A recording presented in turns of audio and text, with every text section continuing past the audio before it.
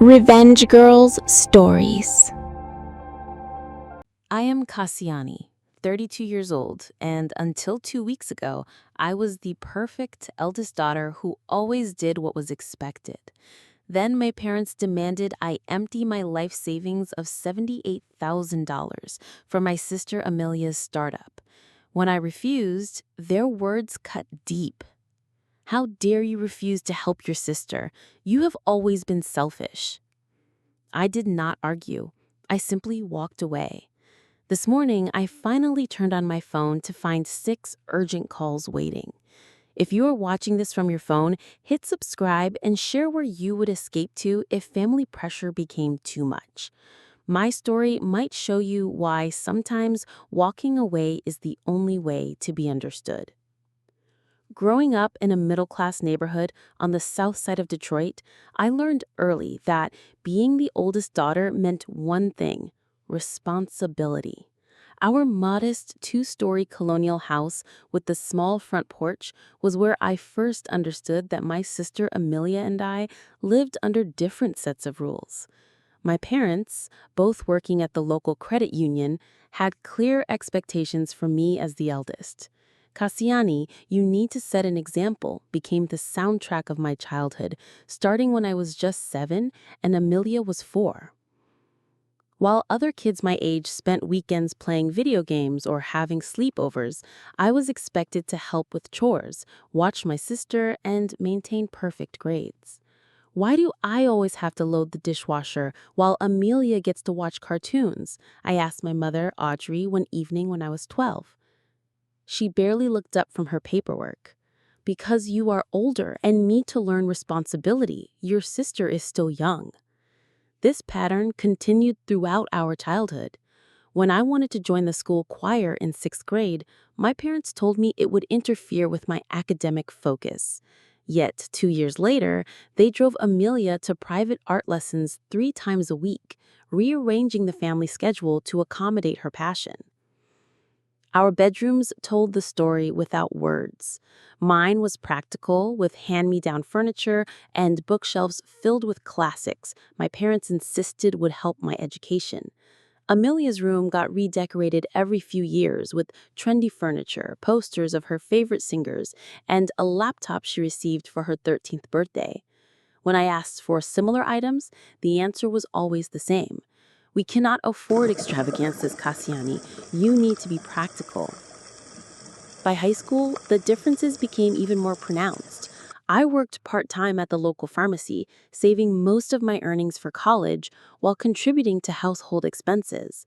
Amelia received an allowance without expectations. She spent weekends at the mall with friends, while I divided my time between studying and household responsibilities. My 16th birthday remains particularly vivid in my memory. I had hoped for a small gathering with my few close friends, nothing elaborate. The day arrived, and my parents announced we needed to attend Amelia's regional art exhibition instead. "We can celebrate your birthday next weekend," my father Brian said, not noticing my disappointment. My birthday cake ended up being a hasty afterthought, served at 11 at night when we returned home, after celebrating Amelia's honorable mention award at her favorite restaurant. "You are almost an adult now," my mother explained when she saw my eyes glistening. "Surely you understand these opportunities are important for your sister's future." The college decision process crystallized everything. Despite maintaining a 3.9 GPA and participating in volunteer work that left me little personal time, my parents directed me toward practical options. "Psychology is a hobby, not a career," my father lectured when I expressed interest in that field. "Business administration will give you stability." Amelia, meanwhile, was encouraged to follow her heart and explore her creativity. My parents spent thousands on summer design programs for her, while I worked extra shifts to afford my textbooks. "Your sister is different," my mother explained during one particularly heated discussion. "She has an artistic spirit that needs nurturing. You have always been more practical and independent." The irony was that I had never been given the chance to be anything else. Despite everything, I loved my family deeply. Each time the inequality stung, I told myself they must have their reasons. Perhaps they saw strength in me that they did not see in Amelia. Maybe one day they would recognize my sacrifices and dedication. I excelled in the business program they chose for me at the state university, graduating with honors while working 30 hours weekly to minimize student loans. At my graduation dinner, my parents raised a toast to Kassiani, always reliable and sensible. It felt more like an acknowledgement of my utility than a celebration of achievement, especially when they added, "Now you will be able to build a stable future and help the family when needed." Looking back, I realized those words foreshadowed everything that would break apart our family dynamic. But at 22, still hopeful for parental approval, I simply smiled and nodded, unaware of how those expectations would one day force me to choose between my own dreams and their dreams. The 3 years following college graduation were a blur of 14-hour workdays, evening certification courses, and fleeting weekends spent catching up on laundry and sleep. While my former classmates posted vacation photos from Caribbean beaches and European cities on social media, I was building something more enduring: independence. My entry-level position at Midwest Credit Solutions was demanding but offered excellent experience. I arrived at 6:30 each morning, prepared reports until the senior managers arrived, then spent my days in client meetings and financial analysis. 3 nights weekly, I rushed from the office to evening finance certification classes, often eating dinner from vending machines between work and school. "You are going to burn out," warned Astra, a colleague who became one of my closest friends. "When was the last time you did something just for fun?" I could not remember. The rare times I allowed myself leisure, guilt followed. Every hour not working or studying felt like betrayal of my goals. Independence had become my obsession after years of feeling indebted to my family. I wanted to prove something not just to them, but to myself. By 25, I had completed my certifications, earned 2 promotions, and saved enough for a down payment on a small 1-bedroom apartment in a modest Detroit neighborhood. The space was barely 600 square feet, but every inch belonged to me. I painted the walls myself, installed floating shelves for my growing book collection, and bought a secondhand keyboard to rekindle my childhood interest in music that had been discouraged. My financial discipline bordered on extreme.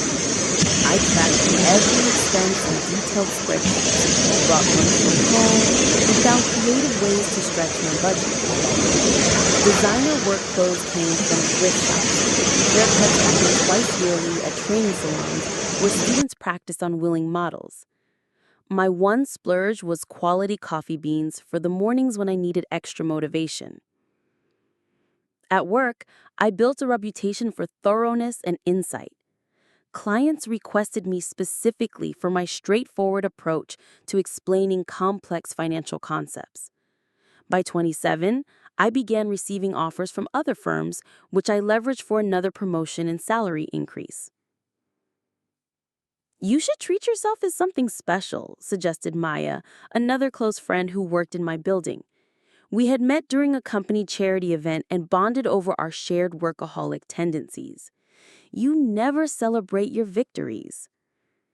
What neither Maya nor Astra fully understood was that I was working towards something bigger than momentary pleasures. Every extra dollar went into a special savings account labeled independent practice. My dream was to establish my own financial consulting firm, helping people like me who came from families without financial literacy. I wanted to create a practice centered on education and empowerment rather than selling products clients did not understand. Meanwhile, my relationship with my family continued its established patterns. I visited for Sunday dinners twice monthly, listening to my parents praise Amelia's latest pursuits while accepting my accomplishments with expectations of more. After graduating with an unremarkable record from a small arts college, Amelia had cycled through 4 jobs in 3 years. "Your sister is finding her passion," my mother explained after Amelia quit her graphic design position to try event planning. "Not everyone knows their path immediately like you did." The irony that my path had been chosen for me went unacknowledged. "You should help your sister with her portfolio," my father suggested over dessert. "Your business experience would be valuable to her." I offered, but Amelia never followed up. 3 months later, she abandoned event planning for a photography workshop that my parents paid for, despite their retirement accounts needing attention. When I gently suggested financial prudence, my mother dismissed the concern. "Money is meant to be used, Kassiani. You save everything like there will not be a tomorrow. That is no way to live." My attempts to explain the difference between careful planning and miserliness fell on deaf ears. In their eyes, Amelia was creative and visionary, while I was rigid and unimaginative. Their perception stung, but I had learned to accept the family dynamic while building my separate life. By my 30th birthday, my independent practice fund had grown to nearly $62,000. I estimated needing $100,000 to launch properly, with office space, licensing software, and enough runway to build a client base. With my savings rate, I projected reaching my goal within 18 months. Then came the phone call that would ultimately shatter the fragile balance I had maintained between personal ambition and family obligation. My mother, unusually animated, called on a Tuesday evening while I reviewed client portfolios. "Your sister has the most amazing business idea," she gushed without preamble. "She has been working on it for months. We're having a special family dinner this Saturday to discuss it. You absolutely must attend, Kassiani. This could change everything for her." I agreed, suppressing my skepticism. Amelia had announced revolutionary ideas before, none of which materialized beyond initial enthusiasm. Still, I marked my calendar, rescheduled my Saturday morning client, and prepared to be supportive despite my reservations. I could not have anticipated how that dinner would force me to choose between my carefully built future and my family's expectations. Nor could I have predicted that within 10 days, I would be living in a different state. My phone turned off, cutting ties with the people who were supposed to value me for more than what I could provide them. The familiar scent of my mother's lasagna filled the house when I arrived that Saturday evening precisely at 6:30 as requested. Family dinners typically began casually around 7, but the formal time signaled this was indeed a special occasion. My father answered the door wearing a dress shirt instead of his usual weekend polo, another indication of the evening's importance. "There she is," he said, embracing me briefly. "Everyone is in the dining room already." That was unusual. My mother normally bustled around the kitchen until the last minute, while my father and I made small talk in the living room. Entering the dining room, I found my mother arranging water glasses beside the good china, reserved for holidays and special announcements. Amelia sat at the table with an open laptop and a stack of glossy presentation folders. "Kaziani!" My sister jumped up to hug me, her enthusiasm uncharacteristic of our typically cordial but distant relationship. At 29, Amelia had grown into her beauty, with our mother's delicate features and naturally wavy hair that I had always envied during my awkward teenage years of frizz and failed straightening attempts. "I have been waiting all week to share this with you," she continued, gesturing to the seat beside her where a folder waited with my name handwritten on the cover. "I wanted everyone together for the big reveal." Dinner proceeded with unusual efficiency, my mother serving pre-plated portions rather than the typical family-style passing of dishes. Conversation remained superficial. Comments about the unusually cold winter, a cousin's engagement, a neighbor's home renovation. The anticipation built deliberately until dessert arrived, at which point my father cleared his throat. Amelia has something very important to present to us, he announced with unmistakable pride. We have already seen a preview, but she wanted to wait until you were here for the full presentation. My sister stood and moved to the head of the table, opening her laptop with a practiced flourish. Thank you all for coming together tonight, she began, as though addressing a boardroom rather than her family of four. I am excited to introduce you to what will revolutionize the wellness landscape, Mind Harmony. For the next 20 minutes, Amelia outlined her concept, a wellness application that would use artificial intelligence to create personalized meditation and mental health programs based on voice analysis, sleep patterns, and daily mood tracking. Users would speak into their phones each morning, describing their emotional state, and the AI would generate customized mindfulness exercises, nutrition recommendations, and lifestyle adjustments. The AI can predict with 97% accuracy what wellness interventions will work for each individual, she claimed with absolute confidence. It eliminates the guesswork and one-size-fits-all approach of traditional wellness apps.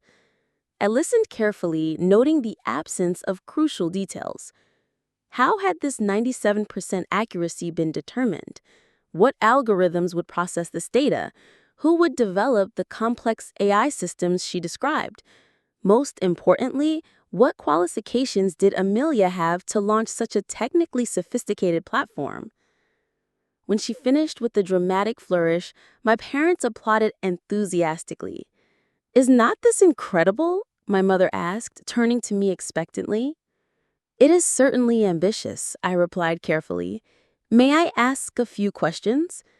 Amelia nodded magnanimously. Of course, I have anticipated most concerns in my business plan. Who is developing the AI component? I asked. That requires specialized expertise. I will hire developers, obviously. The important part is the concept, which is 100% mine. Have you researched the wellness app market? It is highly saturated and dominated by established players with massive user bases. Amelia smiled, tightened slightly. My concept is completely different. Did you not hear the part about voice analysis? Nobody else is doing that. Because it might raise significant privacy concerns, I noted gently. Have you consulted with any legal experts about data collection regulations? My father interrupted before Amelia could respond. Kaziani, your sister is not looking for problems. She is sharing an exciting opportunity. I am just asking questions any investor would ask, I explained, trying to keep my tone supportive. These are important considerations. Well, my mother interjected brightly, the exciting news is that we are moving forward with this. Your father and I have already committed to investing $55,000 from our retirement fund to get things started. I nearly choked on my coffee. $55,000? That is a significant portion of your retirement savings. Some things are worth the risk, my father said firmly. We believe in your sister's vision. Amelia beamed at them before turning to me. And that's where you come in, Kaziani. We need additional capital to make this happen properly.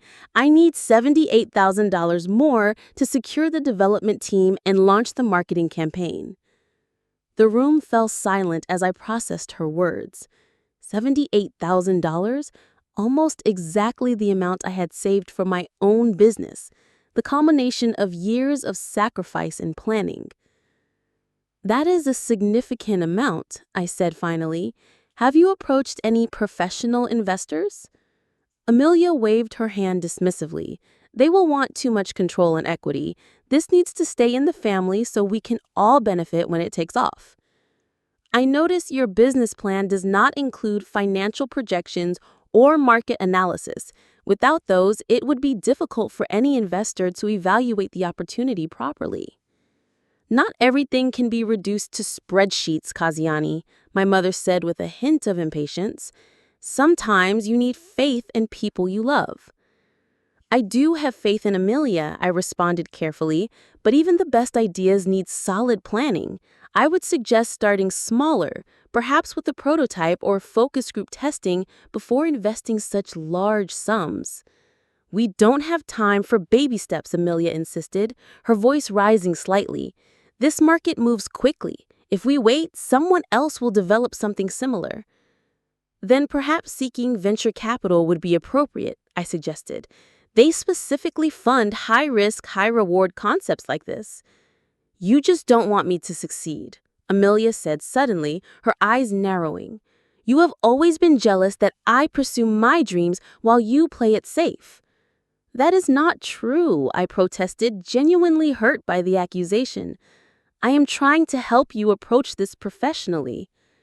If you were truly supportive, my father interjected, you would not be raising all these obstacles. Your sister needs your help, not your criticism. It is not criticism to ask basic questions about a business plan before investing $78,000. That represents years of saving on my part. And what are you saving for that is more important than helping your sister? My mother demanded. Some distant future that might never come? Family supports each other in the present. Actually, I've been saving to start my own financial consulting practice. I am less than 2 years away from my goal. There was a moment of silence before Amelia laughed incredulously. A financial practice? Seriously? You would prioritize something boring like that over a revolutionary wellness startup? This is exactly why I hesitated to ask you for help. Your practice can wait, my father said dismissively. This opportunity for your sister will not. You can always restart your savings after Mind Harmony succeeds. As they continued pressing me, their assumptions became clear. My dreams were dispensable. My sister's were essential. My savings existed not for my future, but as a family emergency fund to be accessed whenever needed. Most painfully, they genuinely could not understand why I would hesitate to hand over everything I had worked for. By the end of the evening, lines had been drawn that would prove impossible to cross. What had begun as a startup presentation had revealed the true dynamics of our family in ways I could no longer ignore or excuse. I cannot invest $78,000 in this project, I finally stated after nearly an hour of circular arguments. My voice was calm but resolute, having weathered their increasingly emotional appeals. It represents my entire financial future, and I do not believe the business plan is developed enough to justify that level of investment. My father's face flushed deep red, a vein pulsing at his temple. How dare you refuse to help your sister after everything this family has done for you? What exactly has this family done for me that I have not repaid tenfold? The question escaped before I could temper it, releasing years of unspoken resentment. We raised you, educated you, supported you, my mother countered, her voice trembling with indignation. And now, when we ask for your help, you turn your back on us? I am not turning my back on anyone, I explained, struggling to maintain composure. I am simply saying this particular investment does not make financial sense. I would be happy to help Amelia develop a more structured business plan, connect her with proper investors, or contribute a smaller amount to prototype development. A smaller amount, she scoffed. Like what, a few thousand? That will not even cover the initial design work. Perhaps that indicates the concept needs refinement, I suggested. Starting smaller would allow you to test assumptions before committing massive resources. There you go again, my father interrupted. Always thinking small. Your sister thinks big. That is why she will be successful while you count pennies for the rest of your life. Each word landed like a physical blow, confirming what I had long suspected. In their eyes, my financial responsibility was a character flaw rather than a virtue. My careful planning was evidence of limited vision, not disciplined foresight. You have always been selfish, Kassiani, my mother added, her voice hardening. Always keeping score, always holding back. Selfish, I repeated, genuinely astonished. I started working at 16 to help with household expenses. I chose the college and major you wanted. I visit regularly, help with repairs around the house, and have never asked for anything in return. How exactly does that qualify as selfish? A tense silence followed before my mother spoke again, her voice quieter but more cutting. You want to know what we did with your college fund? The money your grandparents left specifically for your education? My father shot her a warning look, but she continued. We had to use it to pay off credit card debt from Amelia's art supplies and special summer programs. We always meant to replace it, but never could. That is why you had to take student loans while Amelia went to college debt-free. The revelation struck like lightning, illuminating decades of family dynamics in one blinding flash. Money that had been specifically designated for me had been redirected to my sister without my knowledge. While I worked multiple jobs to minimize loans I now understood had been unnecessary. I see was all I could manage, my mind racing to recalibrate 32 years of family history. We did what we had to do, my father defended. Amelia needed those opportunities. She's always been the one with the bright future in this family. The room fell completely silent. Had he realized what he had just said? I looked at my sister, expecting perhaps a hint of embarrassment or discomfort at such a blatant statement of favoritism. Instead, I found her smirking slightly, a look of vindication in her eyes. In that moment, something fundamental shifted within me.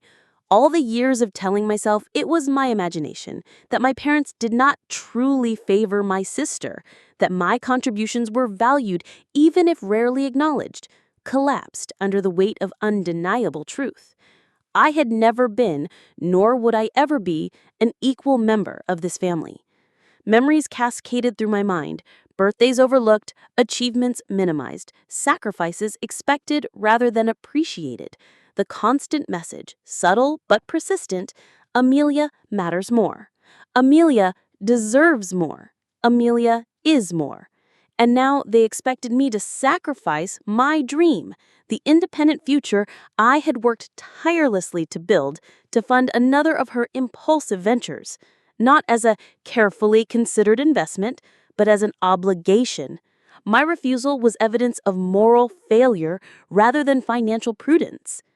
I need to leave, I said quietly, gathering my purse and the untouched business proposal. That's it? You're just walking away? My mother demanded. We are not finished discussing this. Yes, we are, I replied, with a calm that surprised even me. There is nothing more to discuss. I will not be investing in Mind Harmony. You have always abandoned your sister when she needed you most, always too busy with your own priorities to support her dreams. And you have always abandoned me in favor of hers. The difference is that I have stopped expecting anything different.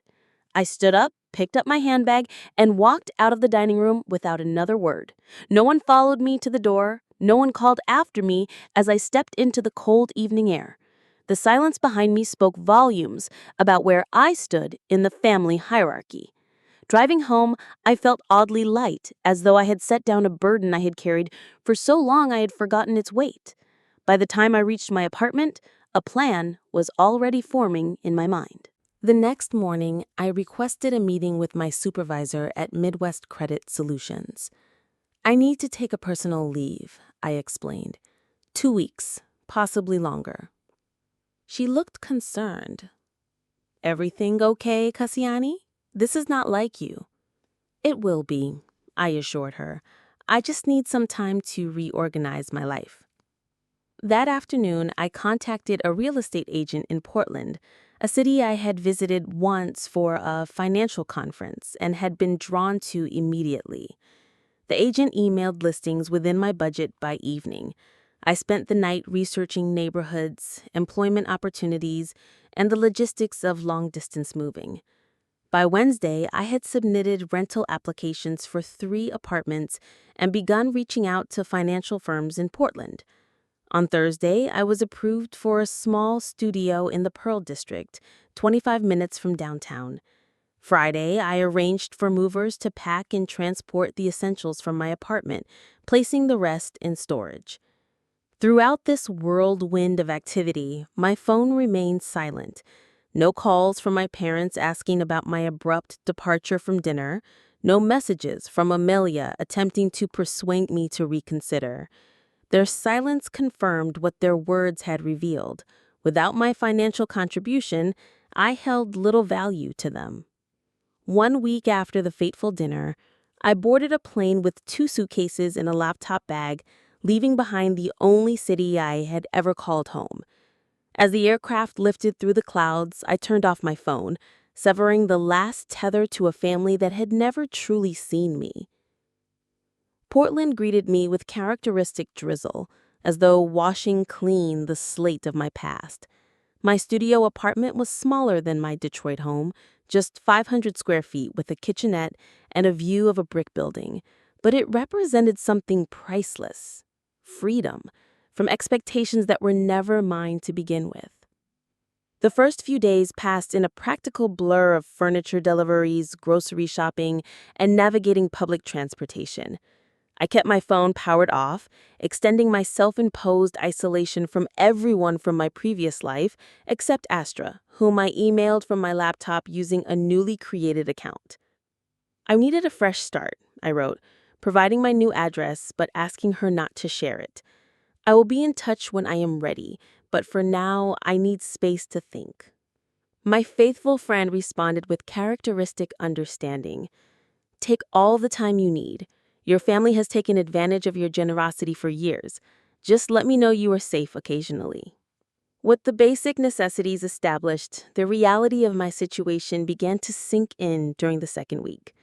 Sitting at a small coffee shop near Powell's Books, watching pedestrians navigate the rain-slicked streets beneath a pewter sky, I allowed myself to fully process the magnitude of what I had done. I had not just left my family after an argument. I had uprooted my entire life, abandoned a successful career track, and moved to a city where I knew absolutely no one.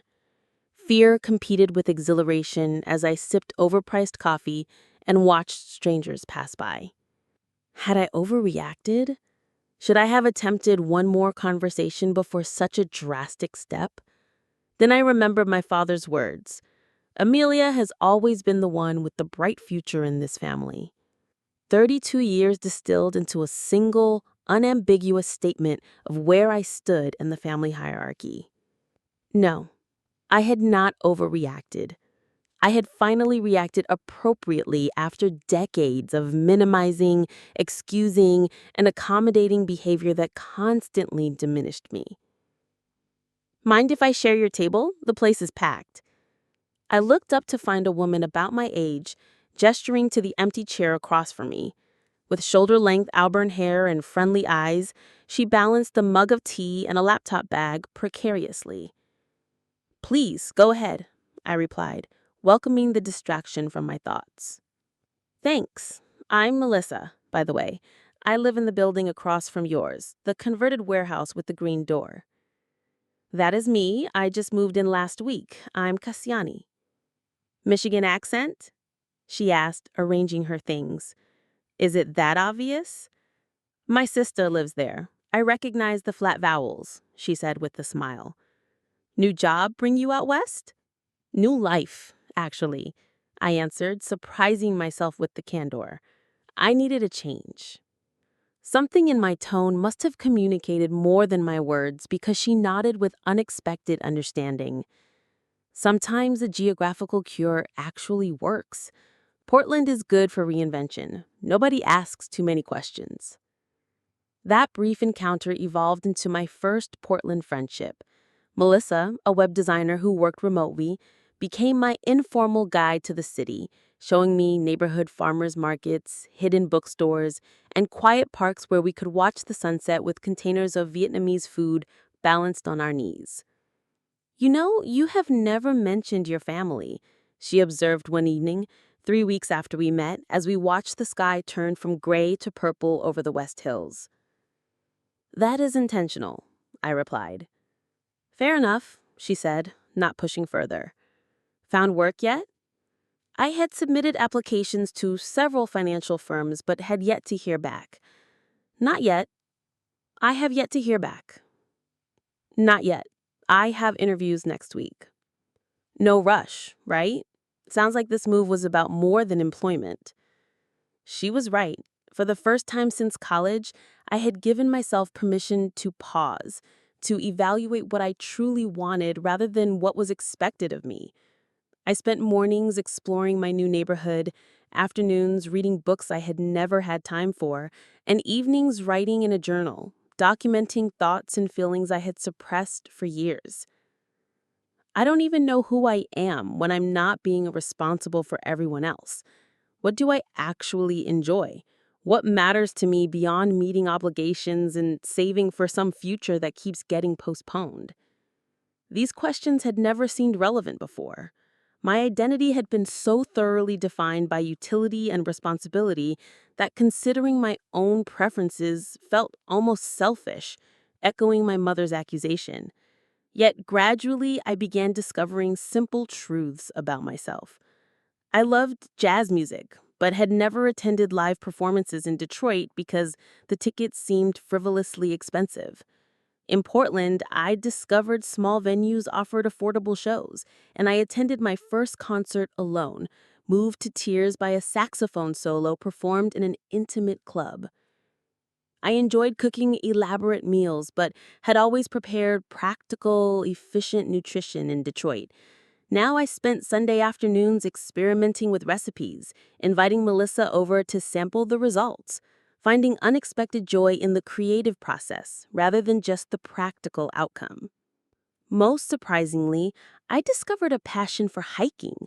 The trails around Portland offered endless exploration, and I found profound peace in the forests, learning to identify birds and plants, mastering navigation techniques.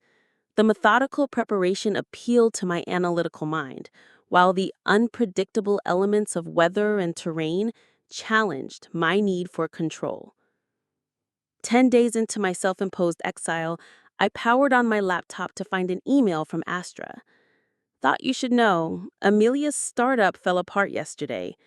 The developer she was counting on backed out after reviewing her technical requirements. Your parents are upset, but not contacting you directly. They think you'll reach out eventually. Are you okay? I wrote back thanking her for the update, but offering no details about my situation. I need more time, I concluded, but I'm better than I have been in years. It was true.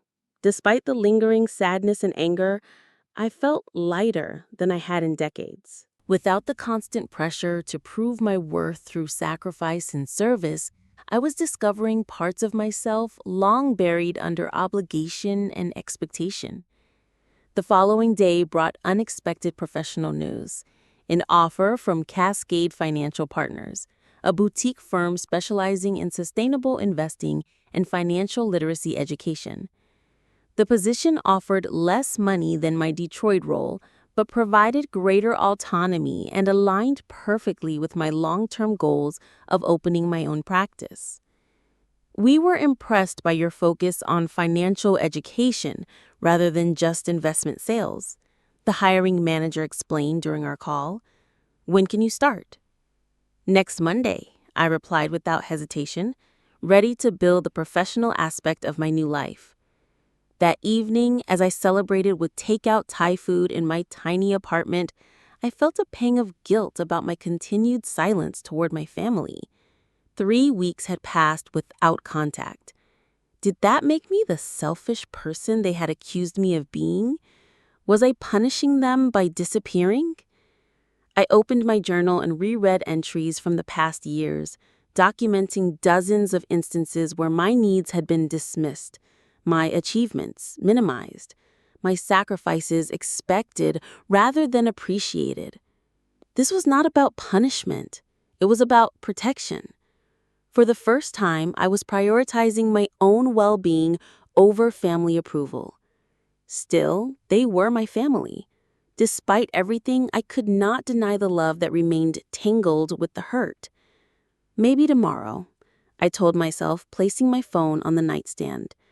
I will call them tomorrow. But in the morning, another email from Astra changed everything. Amelia is telling everyone your parents invested their entire retirement fund in her startup after the initial developer backed out. She says they took out a second mortgage too. Things are apparently dire. I thought you should know, but please do not feel obligated to rescue them. You have done enough." The news hit like a physical blow. Despite my anger, I had never wished financial ruin on my parents. Had my departure somehow triggered this desperate doubling down on Amelia's failed venture? My finger hovered over the power button of my phone. 3 weeks of silence. What would I find when I turned it on? Part of me wanted to maintain the boundary I had established, to protect the fragile new self I was discovering. Another part recognized that regardless of past hurts, a family crisis might require my attention. With a deep breath, I pressed the button, watching as the screen illuminated and notifications began to appear. 6 missed calls, all from family members. 6 voicemails waiting to be heard.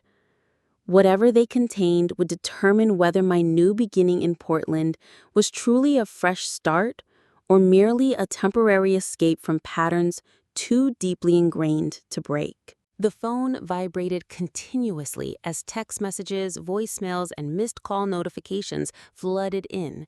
I set it on the kitchen counter, watching it buzz against the granite surface like some agitated insect, and waited for the digital deluge to subside. When silence finally returned, I poured myself a glass of water, sat at my small dining table, and prepared to confront whatever awaited. 6 voicemails, chronologically ordered, telling a story through their timestamps alone. The first arrived 5 days after I left, the most recent just yesterday. I pressed play on the first message and heard Amelia's voice, indignant and accusatory. "Kassiani, where are you? Nobody can reach you. Your work says you took leave. Are you seriously hiding because we ask for your help? The developers are getting nervous because we do not have enough capital. This is your fault. Call me back immediately." No concern for my well-being, no acknowledgement that I might have had legitimate reasons for distance, just blame and demands, as though my primary value was financial contribution to her venture. I deleted the message and moved to the next. My mother's voice came through, her tone a practiced blend of worry and guilt induction. "Kassiani, honey, we have not heard from you in over a week. We are getting concerned. I know things got heated at dinner, but family disagreements happen. Please call us and let us know you are okay. Your sister really needs your support right now with her business. Call us, please." Again, the underlying message was clear. Whatever my feelings, they were secondary to Amelia's needs. I continued to the third message from my father. "This disappearing act is childish and irresponsible, Kassiani. You have obligations to this family. Your sister's business partners are asking questions about funding, and we told them you would be contributing. Now we look foolish. This silent treatment needs to end. Call your mother. She is worried sick." I took a deep breath, reminding myself that his perspective had been shaped by decades of family dynamics we all participated in. Still, his words stung. Childish, irresponsible. The only time I had ever prioritized my needs over family expectations, and these were the labels applied. The fourth message marked a shift in tone. Amelia again, but subdued, her voice lacking its usual confidence. "Kassiani, I don't know if you are getting these messages. I need to talk to you. The original developers backed out yesterday. They said the technical requirements were not feasible and the market was too competitive. You were right about everything. I should have listened. Please call me. I don't know what to do now." A knot formed in my throat. Despite everything, I took no pleasure in being right. I could hear the fear beneath my sister's words, the unfamiliar territory of failure she had rarely been allowed to experience. The fifth message sent ice through my veins. My mother, her voice trembling and desperate.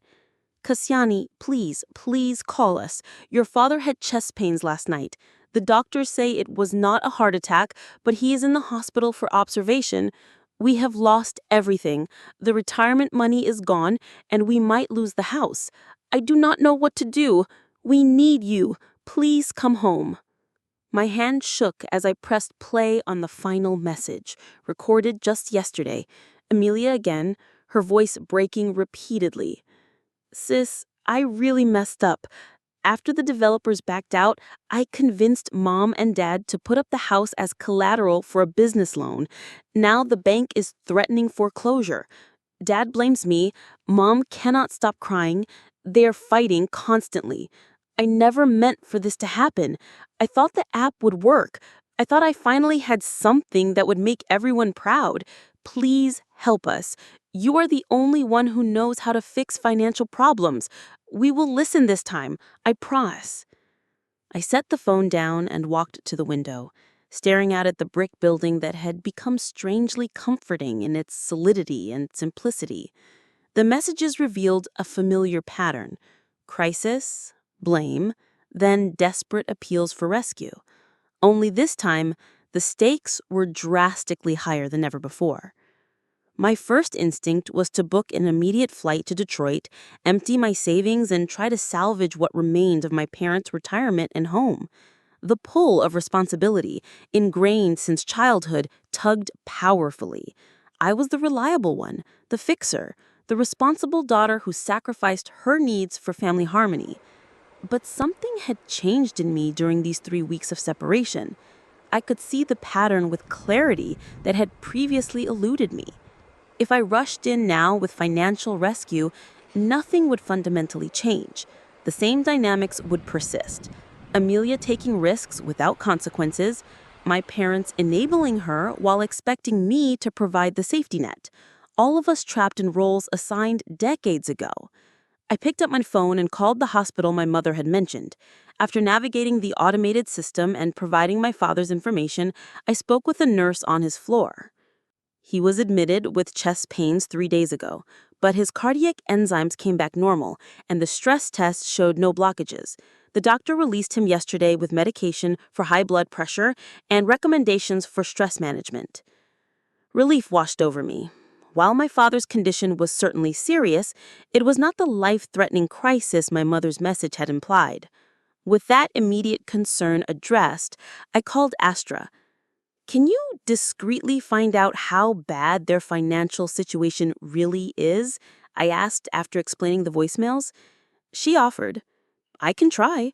My brother works at Great Lakes Credit Union. You wouldn't be able to get general information without specifics." 2 hours later, Astra called back.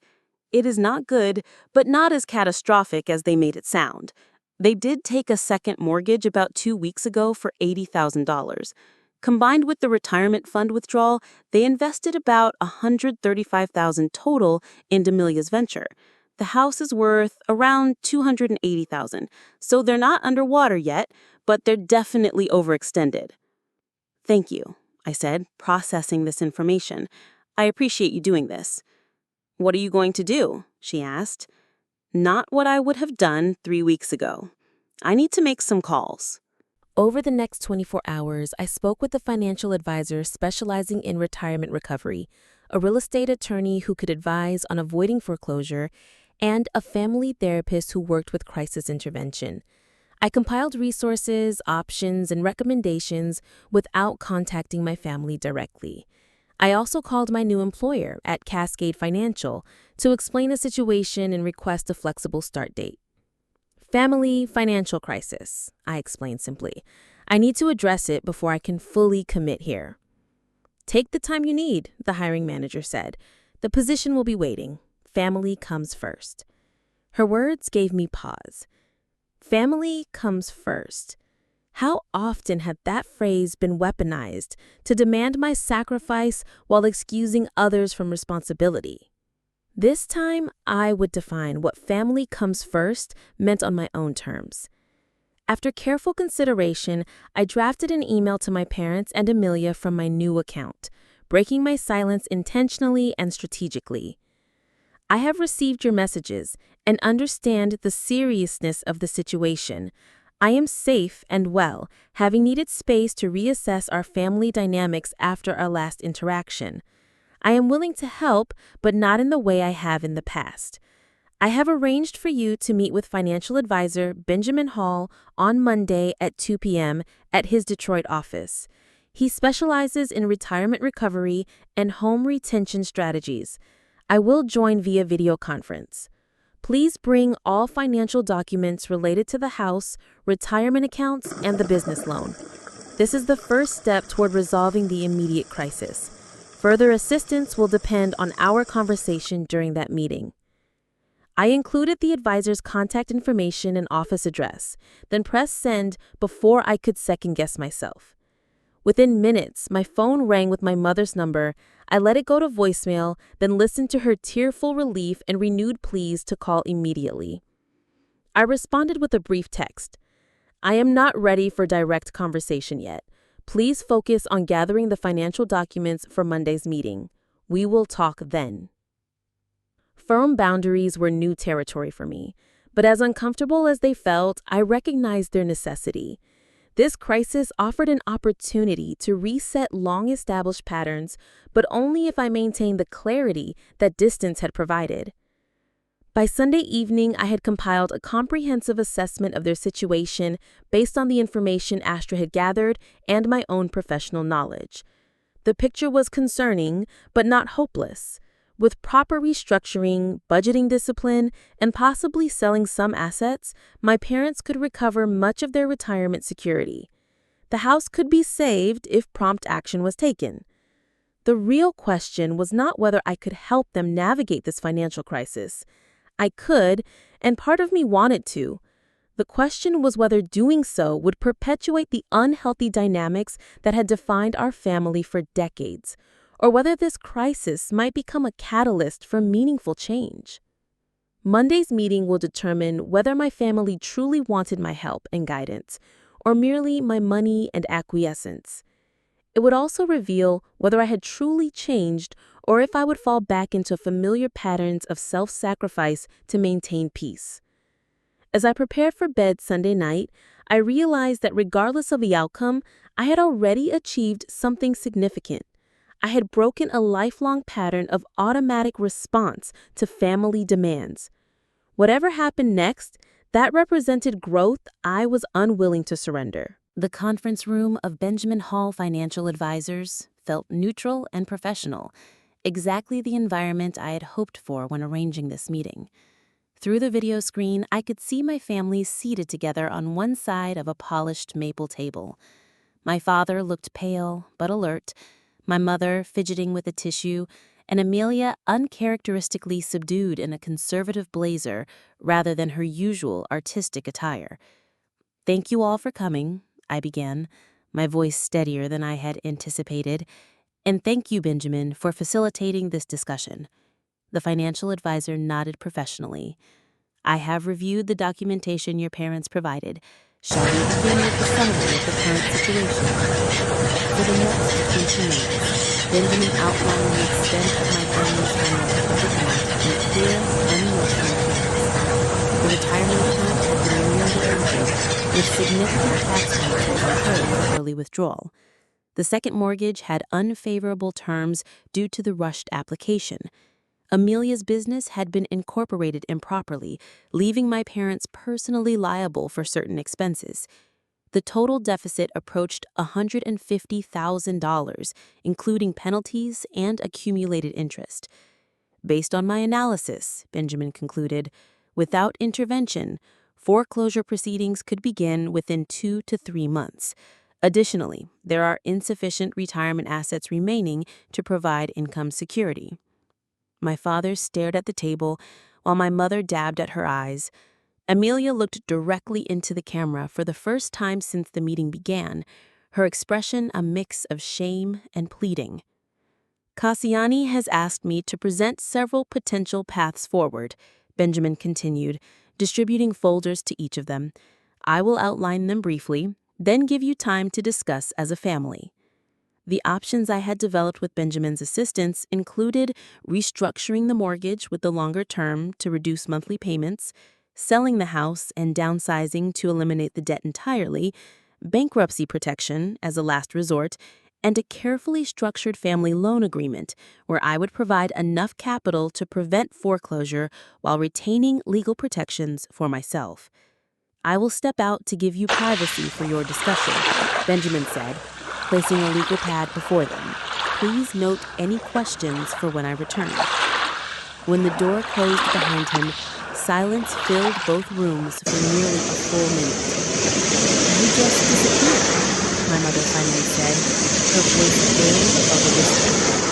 "3 weeks without a word. We thought something terrible had happened." "Something terrible did happen," I replied calmly. "At our last dinner, I discovered that my place in this family has never been what I thought it was. Dad said Amelia was the one with the bright future. He revealed I had spent my college fund on her activities. When I refused to empty my savings for another of her ventures, I was called selfish and ungrateful." "We were upset," my father interjected. "People say things they do not mean when they are upset." "Do they? Or do they finally say what they truly think when emotions override social filters?" I asked. Either way, I needed space to evaluate whether I wanted to continue participating in a family dynamic where I am valued primarily for what I can provide rather than who I am. "That is not fair," my mother protested weakly. "Is not it?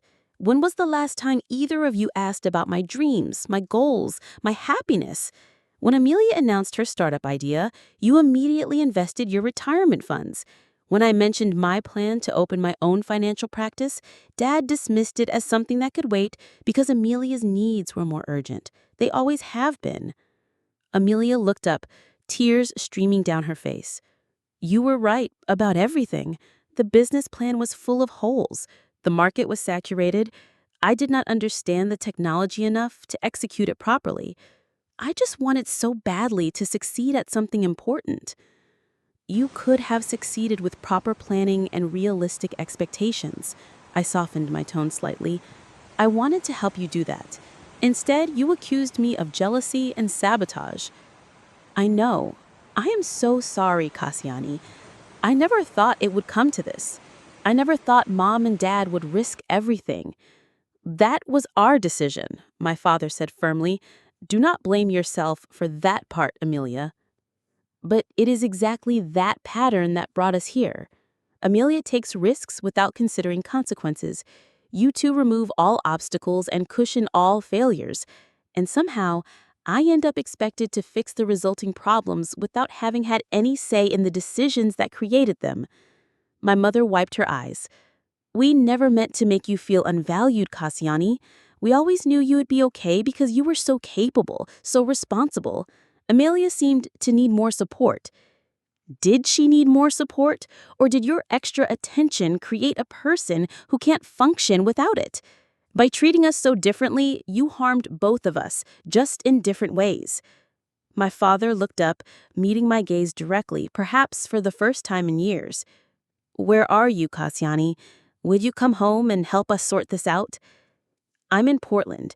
I've taken a position with the financial consulting firm here and rented an apartment. I'm building a new life, one where my worth is not determined by how useful I can be to others." "Portland?" My mother looked stunned. "You moved across the country without telling us?" "I needed a clean break to gain perspective. I am willing to help you navigate this financial crisis, but my assistance comes with conditions this time." The three of them exchanged glances before my father asked, "What conditions?" "First, I will not simply write a check and disappear. Any financial assistance will be structured as a formal loan with legal documentation and repayment terms, not a gift or family obligation. Second, all 4 of us will attend family therapy sessions via video conference. We have patterns that have damaged all of us in different ways. If we don't address them, we will end up back in crisis eventually. Third, Amelia needs to take responsibility for her part in this situation. That means finding employment immediately, contributing to household expenses, and developing a repayment plan for her portion of the lost investment. Finally, my parents need to acknowledge that I am building my own life now with goals and priorities that are just as valid as Amelia's." My savings are for my future, not a family emergency fund. Silence fell again as they absorbed my terms. I had never spoken to them this way before, with clear boundaries and expectations rather than automatic acquiescence. "And if we refuse these conditions?" my father finally asked, a hint of his usual authority returning to his voice. "Then you will need to pursue one of the other options Benjamin outlined. Sell the house, restructure independently, or consider bankruptcy protection. I will always be your daughter and Amelia's sister, but I will not sacrifice my well-being or financial security for a family system that consistently devalues me." My mother began to cry in earnest then, not the manipulative tears I had seen often during family disagreements, but deep, body-shaking sobs that expressed genuine grief. "We never meant to hurt you. We never saw. I never realized." "I believe you," I said gently, "but impact matters more than intention. You did hurt me, repeatedly and deeply. I am willing to work toward healing those wounds, but not by returning to old patterns." Amelia reached across the table and took our mother's hand. "I will get a job this week, Mom, and I will start repaying what I can. Kasyani's right about everything." My father sat silently for several moments before speaking. "I said things I regret deeply about your future, about your practice being less important. The truth is, I have always been proud of you, Kasyani. So responsible, so capable. Perhaps I took that for granted. Perhaps we all did." "Thank you for saying that," I replied, feeling a knot in my throat. "It means a lot to hear." We spent the next hour discussing practical next steps. Benjamin returned, and together we developed a preliminary plan. I would provide a structured loan to prevent immediate foreclosure. My parents would consult with a mortgage specialist about refinancing options. Amelia would begin job hunting immediately, and all of us would commit to weekly family therapy sessions. "This is just the beginning of a long process," I cautioned as the meeting concluded. "Financial recovery takes time. Relationship recovery takes even longer." "Will you ever come back to Detroit?" my mother asked, her voice small and uncertain. "I do not know," I answered honestly. "Right now, Portland feels like the fresh start I needed. I'm discovering parts of myself that were buried under family expectations for decades. I need to see where that journey leads before I can answer that question." As we said our goodbyes, I noticed something shift in Amelia's expression, a new awareness in her eyes as she looked at me. "I never realized how much I took from you. Not just money or attention, but the chance to be your authentic self. I'm truly sorry, sis." It was the most genuine thing my sister had ever said to me. 6 months later, much had changed. My parents had successfully refinanced their mortgage with better terms. My father had found part-time consulting work to supplement their reduced retirement income. My mother had started individual counseling for her anxiety, which had driven much of her enabling behavior over the years. Amelia had perhaps changed most dramatically. After securing an entry-level position at a digital marketing agency, she had enrolled in night classes for project management, approaching her education with unprecedented discipline. During our now regular video calls, she asked questions about budgeting and career planning, seeming genuinely interested in developing skills she had previously disdained. For me, I was thriving in Portland. My position at Cascade Financial had evolved to include developing educational workshops for young professionals seeking financial independence. I had made friends beyond Melissa, joining a hiking club and a community book club where I discovered my love for mystery novels. Most importantly, I had discovered a sense of self-worth that existed independently of what I could provide for others. My value was intrinsic, not utilitarian. Setting boundaries had not destroyed my family relationships as I had feared. Instead, it had created space for more authentic connections based on mutual respect rather than established roles. The journey was ongoing. Family therapy continued to uncover patterns and triggers that required conscious effort to change. Financial recovery would take years rather than months.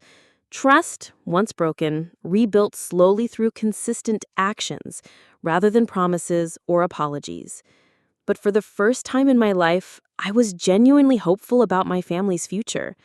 Not because I had sacrificed myself to maintain harmony, but because I had finally valued myself enough to demand change. Last month, I received a text from Amelia that made me smile. Got promoted to account coordinator today, using the budgeting skills you taught me to save for my own emergency fund. Thank you for showing me what real responsibility looks like. And yesterday, my mother called just to ask how I was doing, not because she needed anything, but because she wanted to hear about my life. We talked for an hour about my hiking adventures, my new colleagues, and my plans to volunteer at a financial literacy nonprofit. I am proud of the woman you have become, she said before we hung up. I should have said that years ago. You are saying it now. That is what matters. Sometimes walking away is the only path to being truly seen.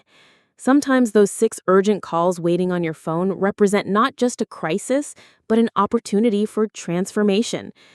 And sometimes the most selfless thing you can do for those you love is to finally, belatedly, love yourself first.